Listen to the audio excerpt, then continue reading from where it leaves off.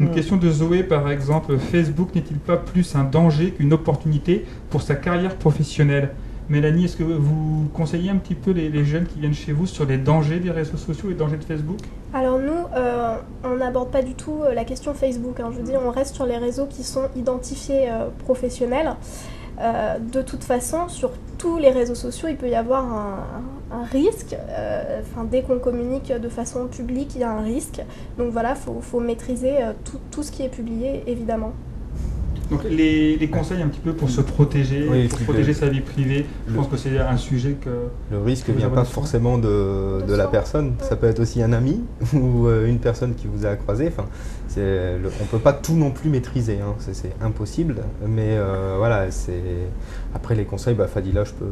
Oui, Fadila. Je pense qu'effectivement c'est assez important. Il y en a qui sont bien identifiés comme étant professionnels.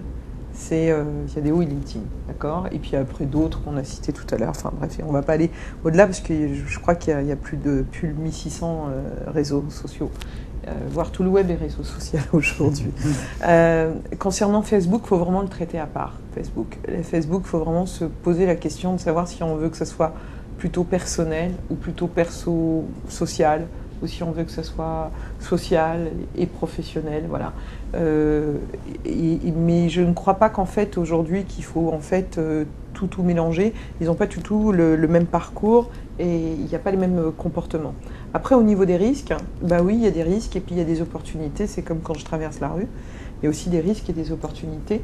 Je prends un exemple extrêmement banal, mais de vous dire qu'il y a 100%, qu'il y a zéro risque, ce serait aussi vous mentir.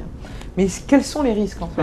On a toujours l'exemple de la photo de la soirée il y a 5 ans. Oui, mais ça c'est banal, je vais dire quelque part banal parce qu'il y a eu quelques exemples, oui, mais enfin c'est quand même sur le nombre de personnes, d'utilisateurs, mais par contre le jour où ça vous arrive, ça fait mal. Là-dessus, je suis entièrement d'accord. Bon, maintenant, ça, on ne peut pas éviter que des photos soient utilisées de manière abusive. Ce qu'on peut faire soi-même, c'est de définir ce qu'on décide d'être privé, de manière professionnelle et d'un point de vue personnel. Et ce qu'on veut de public. Ça me paraît en fait déjà une première règle. Et donc, ça veut dire direction, paramétrage de mon profil et d'identifier ce que je veux faire apparaître de public et ce que je veux faire apparaître uniquement de privé, c'est-à-dire dans mon cercle de connaissances. Et puis la seconde chose, c'est aussi de tout de suite de qualifier en fait aussi ces relations. Parce que le côté, c'est un peu ami qu'on a cité aussi tout à l'heure, c'est que finalement je mets tout le monde ami, et puis tout le monde est en fait dans le même sac, alors que non, il y a des relations qui sont dites professionnelles, il y a des relations qui sont certainement plus avec des anciens collègues, donc il y a aussi une manière de parler, et donc il faut pouvoir en fait créer des groupes, parce que ça n'existe pas quand on arrive sur les réseaux, c'est à nous de le faire. D'accord, merci beaucoup. Vous voulez ajouter quelque chose, oui, Jérôme?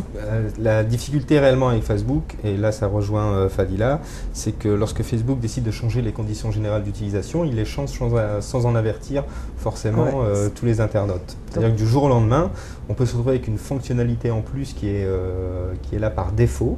Je peux dire n'importe quoi, par exemple la géolocalisation. C'est-à-dire qu'à chaque fois que vous allez changer votre statut sur Facebook, il va vous dire hop, alors c'est pas vrai, hein.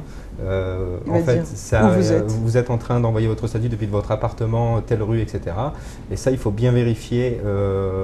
En fait, il faut avoir aussi un petit côté veille sur les réseaux sociaux. C'est ce que je voulais aussi dire, c'est-à-dire essayer de se renseigner un peu sur ce qui se passe. C'est compliqué parce que c'est vrai que vous êtes des spécialistes, vous lisez beaucoup d'articles sur les réseaux sociaux, mais pour le candidat... Alors pour le candidat, nous éditons quand même tous les ans des e-books, on travaille à 30, 35, on crée des e-books qui sont gratuits. Alors il y a des ouvrages, je ne suis pas en train de faire la concurrence, mais je veux dire par là que si vous tapez le mot e-book, réseaux sociaux, e-book, identité numérique, e-book, Facebook, ou à la place d'e-book, livre blanc, je suis sûre que vous allez trouver énormément de ressources. Ils peuvent nous poser des questions aussi sur nos comptes où on est identifié, on est sur Twitter, on est sur...